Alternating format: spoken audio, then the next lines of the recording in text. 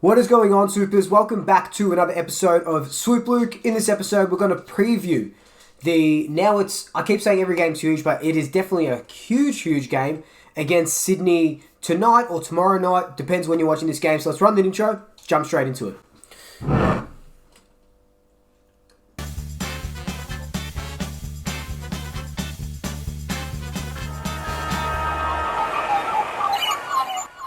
So before we do jump straight into it, obviously a couple formalities. You know what they're going to be. Twitch, Swoop Luke. Instagram, Swoop Luke. And if you're a new Swooper here, welcome. Hit that subscribe button. Hit that notification bell for whenever I post up these videos. And if you're a returning Swooper, welcome back. Thank you so much for joining me. Now let's just jump into this preview. So the Swans, we all know, haven't been travelling well at all this season. They're sitting in the bottom four. They got smashed by the Saints the week before. In their last 5 games, they've only won the one, and that was against Hawthorn in a pretty horrid affair just in general. But a win is a win. So with the Swans, like I just said, they're sitting in the bottom 4. Their form hasn't been good, but neither have Fremantle, so you can't really discount what they bring, especially because we're not travelling to Sydney. We're travelling to, obviously, the Queensland, because that's where the hub is now. That's where we'll be playing them at the Gabba. So it is going to be a little bit different versus the Swans. You know, I can't remember the last time we versed them in Melbourne. But now we're versing them in Queensland. So they haven't been flying, but neither have we in the last few weeks, obviously. And talking about our form, everyone knows how it is. Last 5 games, we've won 2, lost a bunch. You know, the Essendon game, and then going on and beating Hawthorn, beating Geelong. Then you would go up, premiership favourites, come crashing down, get smashed by a West Coast, get done by a 17th Fremantle, which is incredible. So that's why I'm saying we cannot discount this Sydney Swans team, especially with Papley in that forward line. So we'll just see how we go. So the last time we played the Swans was a bit of a wild ride. Sam Reid absolutely annihilated us, kicked 6 goals. We finished the game 11 goals, 14, so we weren't very accurate. Wells kicked 3. Chris Mayne kicked that sealer after Dane Rampy gave away that 50-metre penalty a week after he had the goal-shaking incident. I'm pretty sure, if memory serves me correctly. We only won that game by 7 points. So I'm not saying that they're a danger team, but if to take from that game is we can't underestimate this Swans outfit. If you want to talk about outliers, look no further than that game. Grundy, or everyone who was in the ruck, mainly Grundy, 69 hitouts. We smashed it in the clearances. Still only won by 7 points. That's with Wells kicking 3 and Adam Trelaw amassing a huge 38 disposals. We all remember that game because that was Wells's last game after he did his knee again, and absolutely heartbreaking after, trying to get back into the team, kicking those 3 goals that really pretty much won us the game, even though they were in the first half or whatever.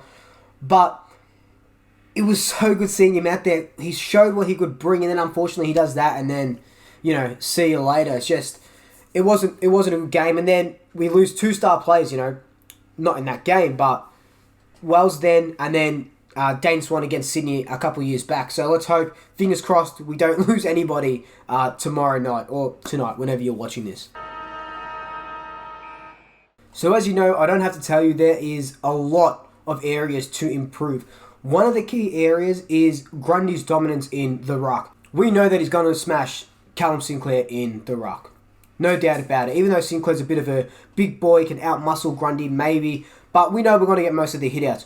The connection that we're lacking between their hit-out and getting possession is absolutely insane. There's a good video on the Footy on 9 YouTube channel where all of Grundy's taps last week were getting sharked by David Mundy and I think Caleb Sarong. And it just goes to show that, 1, we're lacking connection, and 2, Grundy might be the best ruckman in the game, but we're not using him as the best ruckman in the game, thus losing clearances, not getting first hands to the ball, and we're getting done everywhere on the ground because of him. Another tantalising matchup that I would love to see is who goes on Papley. My mind obviously is going to go to Maynard on Papley. Papley's playing that deep forward. I don't see him I don't see Roughhead. Roughhead is going to be too quick for him. Sorry, he's going to be too quick for Roughhead.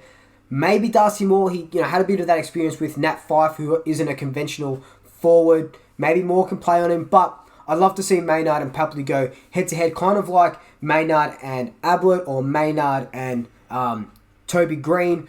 So I think Maynard and Papley is very tantalising. If you look at the team sheets, they're obviously nowhere near each other, but I think throughout the course of the game, the coaches will give us what we want, and they will go head-to-head. And Maynard needs to, or whoever's on Papley, needs to limit his exposure towards goal and what he can do. He can turn it on, kick 4, 5 or 6, and then it'll absolutely sink us. Even though the Swans are sitting so far down the ladder, Papley can kick 5 and they can beat us. Just like Taberner kicked 4 last week and we lost to Fremantle. We really need to tighten up in our defence after saying we were such a good defensive side. So, how are the turntables? I didn't want to bring this up again, but I will bring it up again because it is a prevalent issue. Will we find avenues to goal? We are absolutely shocking in front of goal in the last, 3 and 4 weeks. Even against Hawthorn, even against Geelong, we kicked low scores. Obviously against Fremantle and West Coast, low scores as well. But do we see Stevenson play that deep role like he did in 2018? Will Hoskin-Elliott playing that only that forward role? Josh Thomas keeps his spot. Does he, find some form after a shocking game against Fremantle? It's just, there's so many questions around our forward line where in 2018, 2019, they were the crux of how we were winning most of our games and the excitement that they brought. And there's just absolutely no excitement in that forward line at the moment. But with Ben Reid in there, maybe it turns a little bit. Now we have a leading target. He's so smart. He's a great footballer. If he can get his hands to it, a leading target, takes Mychik out of the game a little bit, makes Mychik play a little bit more up the ground where Mychik is really good at, generating those inside 50s. So Ben Reid leading from the goal square might be exactly what we need. So a bit of a different video because I will be talking about our ins and outs since it got released at 6 o'clock today. Today being Wednesday the 5th of August. So coming in for his debut, Trey Roscoe. This is an interesting one. I knew we were going to be moving people around a lot, but Trey gets his debut. He was drafted as a halfback, but I'm hearing he might be playing as a deep forward, quick off the mark. Was playing on Howe for most of those practice sessions when we were doing practice sessions one-on-one and stuff, and he was pretty quick on Howie. So we might see him in a forward line.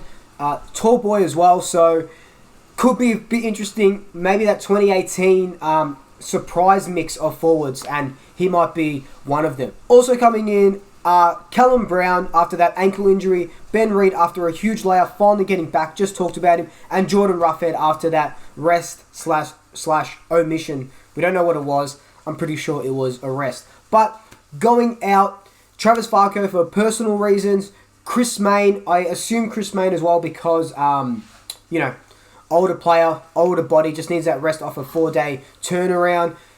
Darcy Cameron comes out. I don't really like that. Like, Darcy Cameron, I can see why because of Ben Reid, but I think Darcy Cameron did enough last week to warrant selection again this week. And Mark Keane finds his way out of the team.